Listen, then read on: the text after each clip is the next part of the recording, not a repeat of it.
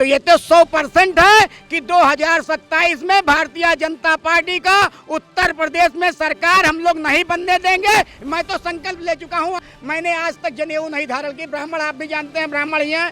ब्राह्मण का जनेऊ संस्कार हो जाता है तो जनेऊ मरने के बाद कफन में चला जाता है, तभी जनेऊ उसी के साथ जाती है। निजीकरण रुकेगा नहीं तब तक मैं जनेऊ धारण नहीं करूंगा। कि यहाँ मैं तो 38 दिन से देख रहा हूँ, आज भी लिफाफा आया, 2,500 हजार रुपए 3-3 हजार रुपए किलो की मिठाई आ रही है। असंवैधानिक तरीके से TG2 साथियों का हमारे ट्रांसफर कर दिया गया और इन्हीं के कार्यालय में इनके जितने चहेते हैं एक का भी ट्रांसफर नहीं किया गया। इनके किसी भी चहेतों का ट्रांसफर नहीं हुआ। जो काम करने वाले लोग थे उनका सबका ट्रांसफर कर दिया गया। फिर नीति एक कल आई है, नीति लमसम 50-60 कर्मचारियों का यहाँ ट्रांसफर कर दिया गया। तो इसमें इनका भी वो जिन्होंने लिफाफे की बात की थी, अंदर मैं भी था। लाल पीला नीला लिफाफा मतलब समझते हैं कि लिफाफे के अंदर आप नोट लाइए, जो चाहे वो काम करा लीजिए। इनका मकसद है कि मैं कम से कम 10 करोड़ रुपए अयोध्या की धरती से कमा के जाऊं और लुलू मॉल के बगल इनका आलीशान करोड़ों रुपए का बंगला बना हुआ है और नोएडा और दिल्ली में भी अपना मकान बनाना चाहते हैं। इसीलिए ये सोच रहे हैं कि रिटायर होने से पहले खूब पैसा कमा लूं। एक सवाल ये भी उठेगा कि मुख्यमंत्री को बदनाम करने की पूर्ण रूप से साजिश है हमारे ऊर्जा मंत्री और चेयरमैन की। अगला प्रधानमंत्री मेरा योगी आदित्यनाथ होना चाहिए, लेकिन कुछ नेता हैं जिन्होंने इस ऊर्जा मंत्री को और इस चेयरमैन को उत्तर प्रदेश पावर कारपोरेशन में भेजा है जबरियन कि जैसे गुजरात गोल्ड तुमने बेचा है वैसे उत्तर प्रदेश की बिजली विभाग को बेचो, उसके बाद तुम्हें हम मुख्यमंत्री बनाएंगे और देश पे अमित शाह जैसे लोग राज करेंगे। ये राजनीति है। तुम ऐसे लोगों को जाते जाते कोई जनाजा उठाने वाला भी नहीं मिलता है। इन गरीब कर्मचारियों की आह जो है इनके बाल बच्चों पर चली जाएगी।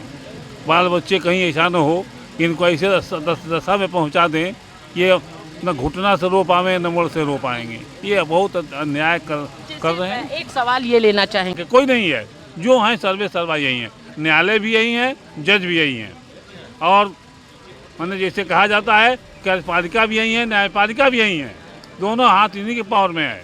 सजा भी देना इन्हीं के हाथ में है, सजा लेना भी इन्हीं के हाथ में है। इतने बड़े हमारा परिचय तो ये शासन की तरफ से है कि मुख्य अभियंता की तरफ से है? जो ये मुख्य अभियंता की तरफ से है। मतलब शासन का ऐसा ये कोई कहीं पे भी मतलब कि सरकार को एक बदनाम करने की साजिश है। ये माननीय मुख्यमंत्री जी को बदनाम करने की साजिश है और कहीं ना कहीं आज तक जितना भी हम लोगों ने धरना प्रदर्शन किया है, आज तक किसी ने ऐसी नोटिस नहीं दिया। कहीं उत्तर प्रदेश के जो हमारे माननीय मुख्यमंत्री जी हैं उनका पूरे विश्व में चर्चा है और उत्तर प्रदेश की जो सरकार चला रहे हैं इस सरकार को मतलब ये PM की कुर्सी पर न बैठ पाए, जिसलिए इनको बदनाम करने की साजिश चल रही है। कहीं ना कहीं सुशील कुमार मौर्य ट्रांसफर रुकवाना है तो 1 लाख 2 लाख रुपए का लिफाफा लेकर के आओ, जैसा कि सवेरे से इनके कार्यालय में तांता लगा हुआ है। कोई अच्छे मिष्ठान लेकर के आ रहा है, कोई 7-7 8-8 हजार रुपए किलो की देसी घी लेकर के आ रहा है, कोई मोटे लिफाफा लेकर के आ रहा है कि किसी भी तरीके से हमारा ट्रांसफर रोक दिया जाए।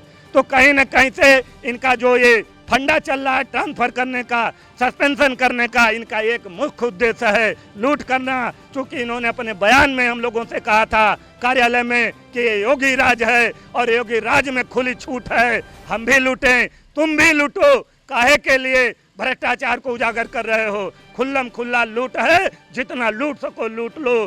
तो कि जब अब आपको ये अपना कर्मचारी भी नहीं मान रहे हैं, आपको अपने घर का सदस्य भी नहीं मान रहे हैं, आपको सैलरी भी नहीं देना चाहते हैं, तो फिर आपको 5.5 करोड़ रुपए का नोटिस क्यों दे दिया गया?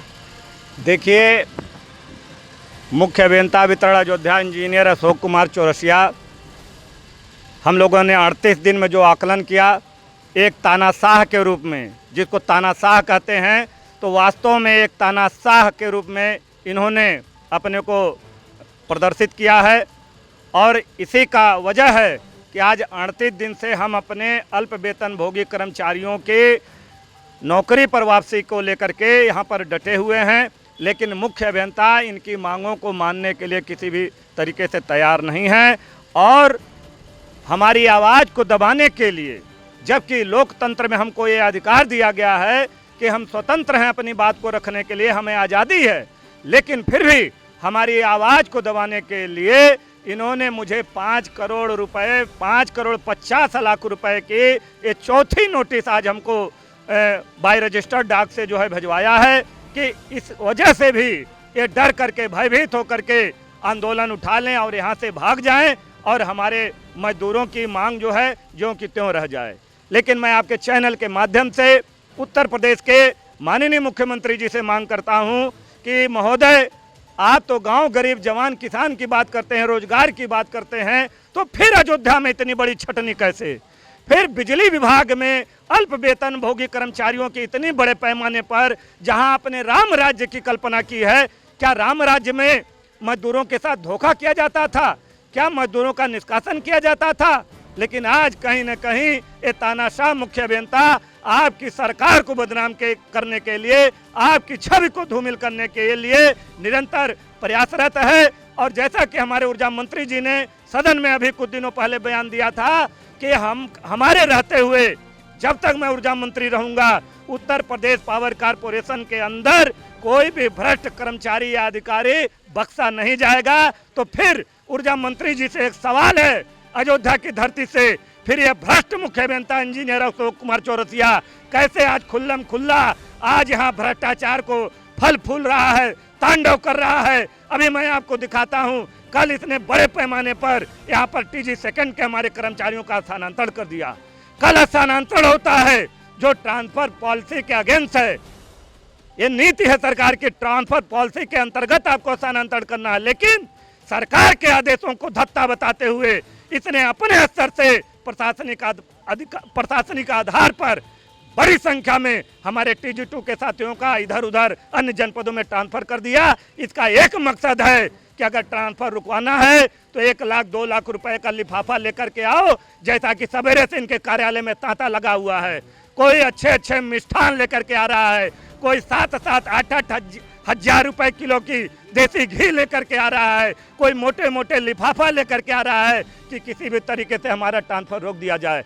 तो कहीं न कहीं से इनका जो ये फंडा चल रहा है ट्रांसफर करने का, सस्पेंशन करने का, इनका एक मुख्य उद्देश्य है लूट करना। चूंकि इन्होंने अपने बयान में हम लोगों से कहा था कार्यालय में कि ये योगी राज है और योगी राज में खुली छूट है, हम भी लूटें तुम भी लूटो।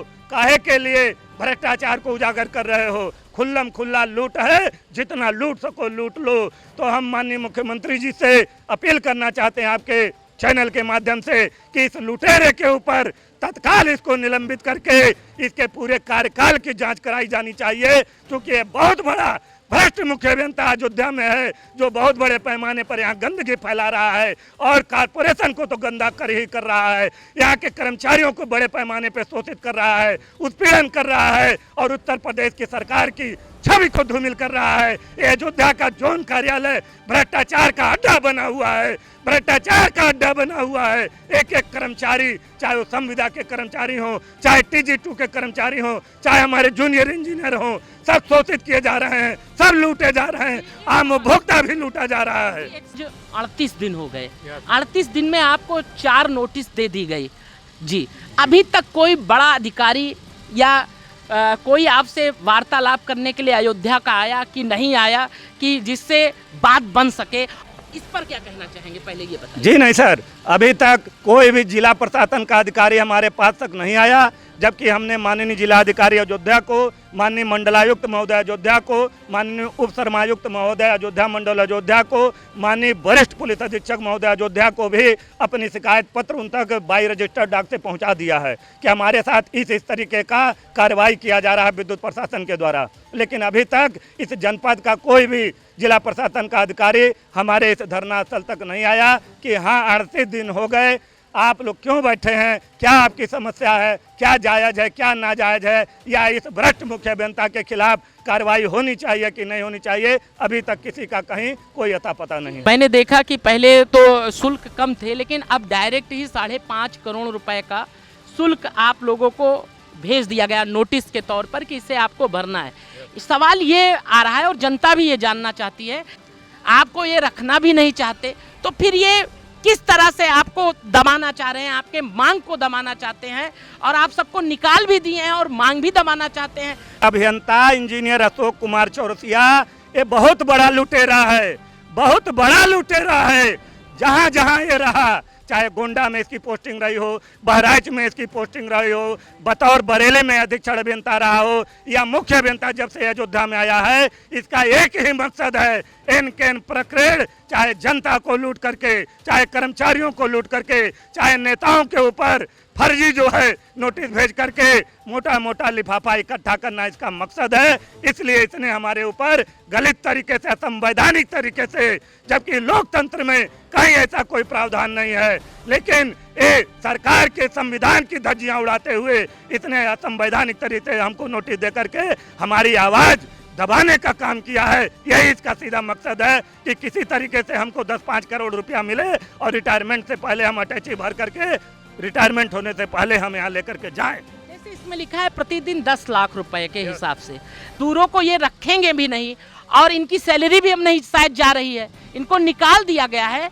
तो किस आधार से इनका नुकसान हो रहा है? राज्य सरकार की पॉलिसी में है कि ये इनकी तरफ से लगाया जा रहा है? ये सारा कुछ इनके तरफ से है और ये सरासर गलत है, सरासर गलत है। न राज्य सरकार के तरफ से कुछ ऐसा है, न संविधान में ऐसी कोई विधा है। ये सब इनका फंडा चल रहा है कि किसी तरीके से इस आंदोलन को कुचल दिया जाए, हमको इनको न्याय देने की कहीं कोई ज़रूरत न महसूस हो। पहली बार जब आपका इंटरव्यू किए थे तो आप की दाढ़ी वाढ़ी नहीं थी, आज 38 दिन हो गए आपने दाढ़ी नहीं बनाया है, इसका क्या कारण है? कोई ऐसा संकल्प ले लिया है? जी हाँ, मैंने संकल्प ले लिया है कि जब तक मुख्यमंत्री जी अयोध्या की धरती पर इन मजदूरों को न्याय नहीं दिलाएंगे, इनकी रोजी रोटी वापस नहीं दिलाएंगे, चूँकि हर महीने में कम से कम 2 से 3 बार हमारे माननीय मुख्यमंत्री जी अयोध्या आते हैं और फिर 5 जून को उनकी यात्रा है, 5 जून को उनकी यात्रा है। मैं आपके चैनल के माध्यम से माननीय योगी जी से विनम्र अनुरोध के साथ निवेदन करना चाहता हूँ कि आप अयोध्या में चल रहे 38 दिन से इस आंदोलन की तरफ भी अपना नज़र घुमाएं और इन अल्प वेतनभोगी कर्मचारियों को न्याय दिलाएं और इस भ्रष्ट मुख्य अभियंता को तत्काल निलंबित करके इसके पूरे कार्यकाल की जांच कराएं। तब जाकर के ये दाढ़ी बनेगी। जब ये हमारे कर्मचारी अपने काम पर सकुशल लौट जाएंगे, उसी के बाद ये दाढ़ी बनेगी। अन्यथा ये संकल्प है, जब तक इनको न्याय नहीं मिलेगा तब तक जो भी स्थिति परिस्थिति आएगी हम यहाँ पर डटे रहेंगे और यथावत आंदोलन यहाँ पर चलता रहेगा। जय गोविंद, जिला अध्यक्ष विद्युत मजदूर पंचायत उत्तर प्रदेश अयोध्या। सवाल लेना चाहेंगे, आप भी 38 दिनों से यहाँ पे डटे हुए हैं, शासन का सहयोग भी आपको नहीं मिल रहा है, तो अब क्या चाहेंगे आप लोग? जब तक न्याय नहीं मिलता है तब तक ये अनवरत हम लोग यहाँ पर बैठे रहेंगे। हो सकता है आगे बड़ी कार्रवाई हो जाए, अभी तो उसके लिए हम लोग तैयार है। हैं, हम लोग उसके लिए तैयार हैं। 5.5 करोड़ रुपए का ये नोटिस दे भी चुके हैं। अगर ये हम लोगों को जेल भी ले जाना चाहेंगे तो हम लोग जाने के लिए तैयार हैं। ये शासन की तरफ से है कि मुख्य अभियंता की तरफ से है? जो ये मुख्य अभियंता की तरफ से है। मतलब शासन का ऐसा ये कोई कहीं पे भी मतलब कि सरकार को एक बदनाम करने की साजिश है। ये माननीय मुख्यमंत्री जी को बदनाम करने की साजिश है और कहीं ना कहीं आज तक जितना भी हम लोगों ने धरना प्रदर्शन किया है, आज तक किसी ने ऐसी नोटिस नहीं दिया। अच्छा, इसके पहले हमने भी 2011 में यही स्थान है, यहीं पे 13 दिन तक आंदोलन किए थे। उस समय बी एन राज साहब मुख्य अभियंता हुआ करते थे, लेकिन कभी ऐसी नोटिस हम लोगों को नहीं मिली। पहल भी नहीं किया कि बात करके सुलझाया जाए?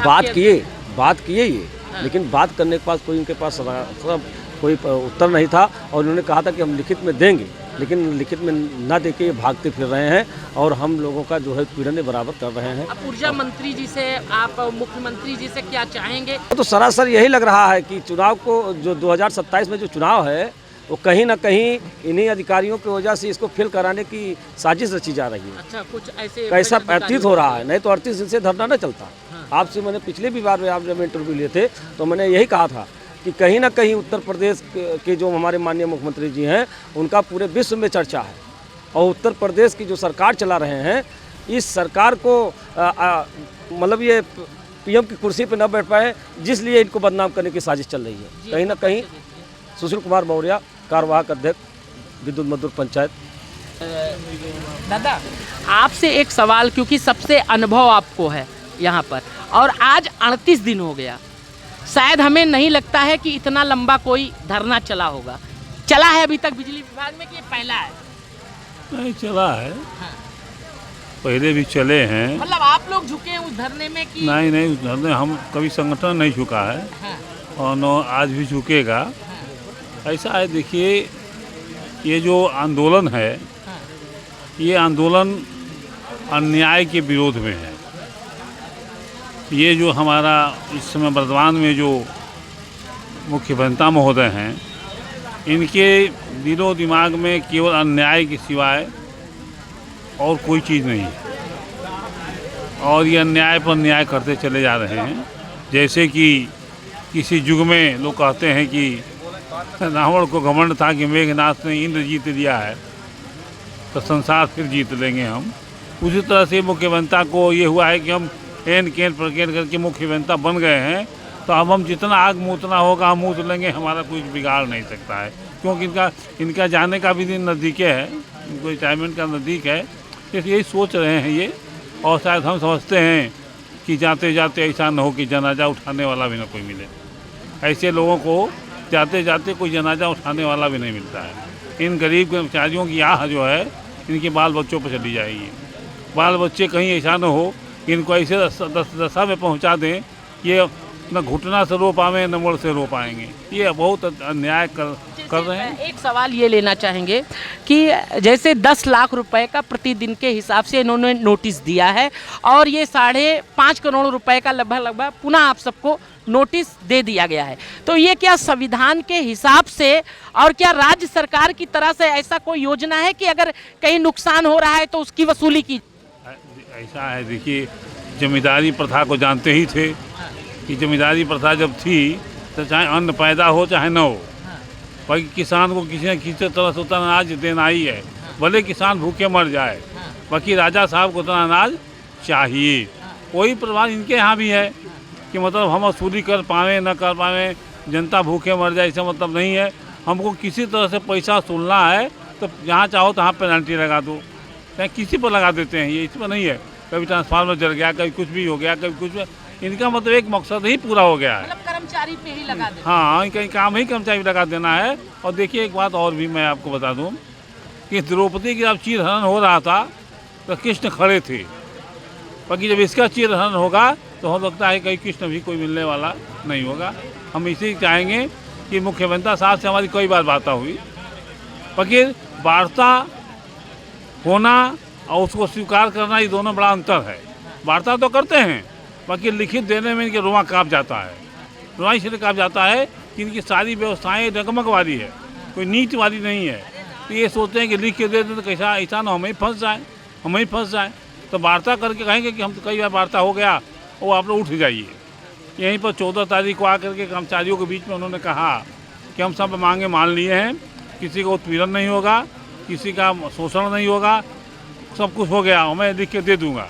एक सवाल ये है कि जैसे यहाँ के विधायक जी ने भी और तमाम समाज सेवियों ने भी, तमाम लोगों ने आपके मुद्दों को बड़े अच्छे से उठाया, उसे शासन प्रशासन तक पहुँचाने का भी प्रयास किया और कहा कि हम मुख्यमंत्री जी से भी बात करेंगे, लेकिन उसके बाद लगा था कि बात बन जाएगी, लेकिन क्या ऐसा कारण हो जा रहा है कि बात बन नहीं रही? आप ये बताइए कि अन्यायी को समझाने पर समझ में आएगा?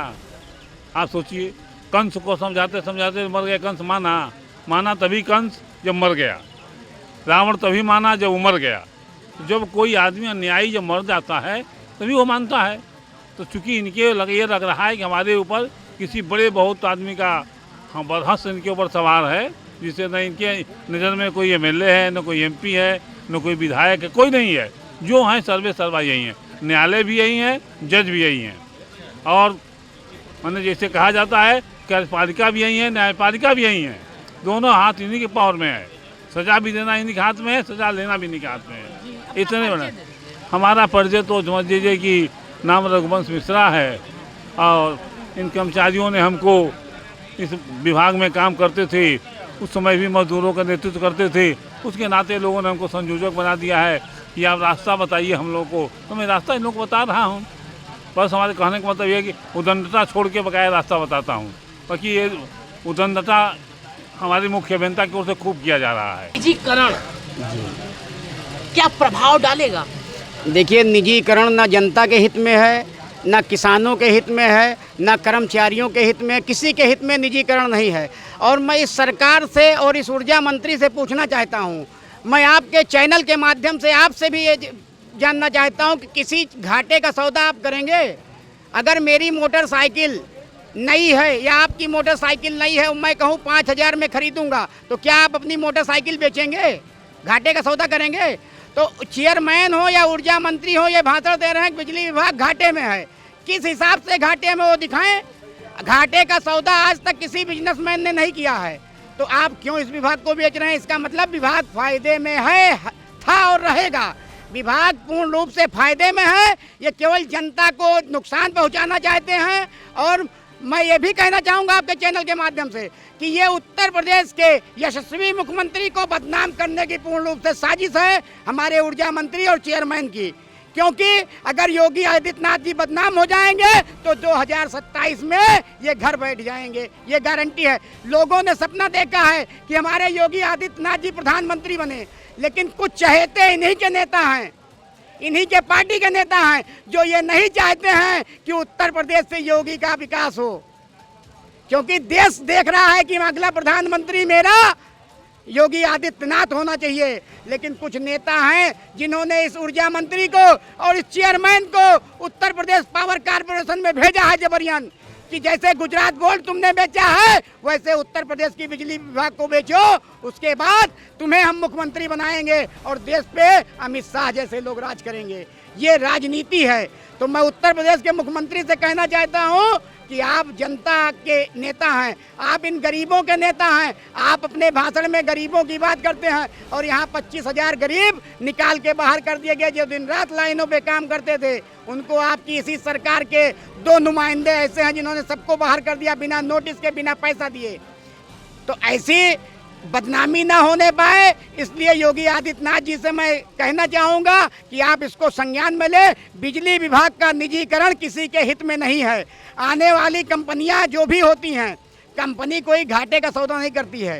कंपनी जहां पे मुनाफा, हमारी लाखों करोड़ रुपए की संपत्ति आप हजारों करोड़, 100 करोड़, 200 करोड़ में बेचेंगे। जी, जैसे अयोध्या की बात करें, यहाँ पे अयोध्या के तमाम साथी आपके साथ बैठे हुए हैं जो बिजली के कर्मचारी भी हैं और 2027 का चुनाव भी है, तो क्या 2027 में क्या आप लोग परिवर्तन की तरफ जाएंगे अगर मांग नहीं पूरी होगी तो? अगर हम सभी कर्मचारियों को और इसका निजीकरण नहीं रोका गया बिजली विभाग का, और हमारे जितने निकाले गए कर्मचारी संविदा के साथी उनको वापस नहीं लिया गया, तो ये तो 100% है कि 2027 में भारतीय जनता पार्टी का उत्तर प्रदेश में सरकार हम लोग नहीं बनने देंगे। मैं तो संकल्प ले चुका हूँ, आपके ही चैनल के द्वारा दिखाया गया। मैंने आज तक जनेऊ नहीं धारण की। ब्राह्मण आप भी जानते हैं, ब्राह्मण ही हैं। ब्राह्मण का जनेऊ संस्कार हो जाता है तो जनेऊ मरने के बाद कफन में चला जाता है, तभी जनेऊ उसी के साथ जाती है। और मैंने उतार के रख दिया इस प्रभु श्री राम की धरती से। जनेऊ का तिरस्कार मैंने किया है। जब तक इन कर्मचारियों का कल्याण नहीं होगा, निजीकरण रुकेगा नहीं, तब तक मैं जनेऊ धारण नहीं करूंगा।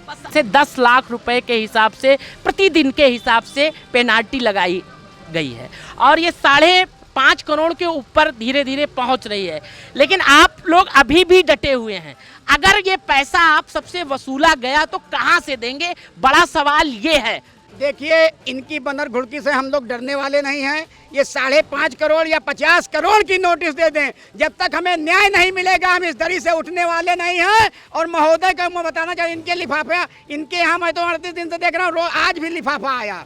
2,500 हजार रुपये, 3-3 हजार रुपये किलो की मिठाई आ रही है। असंवैधानिक तरीके से TG2 साथियों का हमारे ट्रांसफर कर दिया गया और इन्हीं के कार्यालय में इनके जितने चहेते हैं एक का भी ट्रांसफर नहीं किया गया। इनके किसी भी चहेतों का ट्रांसफर नहीं हुआ। जो काम करने वाले लोग थे उनका सबका ट्रांसफर कर दिया गया। भी नीति एक कल आई है नीति, लमसम 50-60 कर्मचारियों का यहाँ ट्रांसफर कर दिया गया। तो इसमें इनका भी, वो जिन्होंने लिफाफे की बात की थी, अंदर मैं भी था। लाल पीला नीला लिफाफा, मतलब समझते हैं कि लिफाफे के अंदर आप नोट लाइए, जो चाहे वो काम करा लीजिए।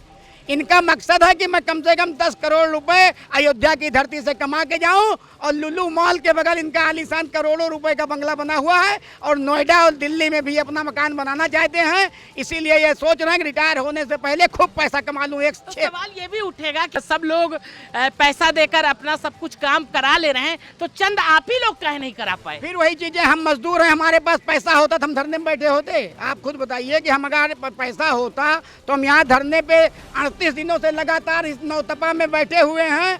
38 दिन बीत गए, आज समझ लीजिए। तो पैसा होता देख के हम भी करा लिए होते। जिसके पास पैसा है, अभी सुल्तानपुर में जो कर्मचारी निकाले गए इन्होंने फिर भर्ती किया, 60 वैकेंसियां इन्होंने भरी और सब पैसा लेके किया। सारे पैसे लेके भर्तियां कर रहे हैं, अपने चहेतों को एक भी नहीं निकाला इन्होंने। इनके जितने भी चहेते हैं आज भी अंदर हैं। आपकी सैलरी आ रही है, आप निकाल दिए गए हैं अभी? नहीं, मैं हूँ, मुझे डर भी नहीं है। देखिए मैं कर्मचारियों का नेता हूँ, मैं इनके भरोसे नहीं बैठा हूँ। ये निकाल देंगे तब भी मैं, रखेंगे तब भी, नहीं रखेंगे तब भी मैं इस दरी पे बैठा रहूँगा इनसे लड़ने के लिए। और इनकी बदल घुड़की से मैं डरने वाला नहीं हूँ। ये हमारे अध्यक्ष को 5.5 करोड़ की नोटिस दे रहे हैं। अरे आप वैसे ही पूरा ये जिस जिले में थे, अगर इनकी सही से ढंग से जांच करा दी जाए तो इनकी नौकरी तुरंत बर्खास्त कर दिया जाएंगे और इनकी जांच में करोड़ों अरबों रुपए घोटाला निकलेगा। ये ऐसे मुख्य अभियंता हैं। अपना परिचय दीजिए। मेरा नाम सत्येंद्र पांडे, खंडीय अध्यक्ष रुदौली। तो इस प्रकार से आपने देखा कि पीड़ा है कि ये लोग यहाँ पर बैठे हुए हैं। माननीय मुख्यमंत्री जी और ऊर्जा मंत्री जी, आपसे निवेदन है कि इनकी भी पीड़ा को सुनिए और इनकी भी समस्या को जानिए, और जो इनके ऊपर पेनाल्टी लगाई गई है 5.5 करोड़ रुपए की, उसे वापस ली जाए। और जीविका चलाने के लिए रखा गया था और जो इन 25,000 लोगों के पूरे उत्तर प्रदेश भर में निकाला गया है, उन्हें कहीं ना कहीं पुनः स्थान दिया जाए, यही ये लोग चाहते हैं।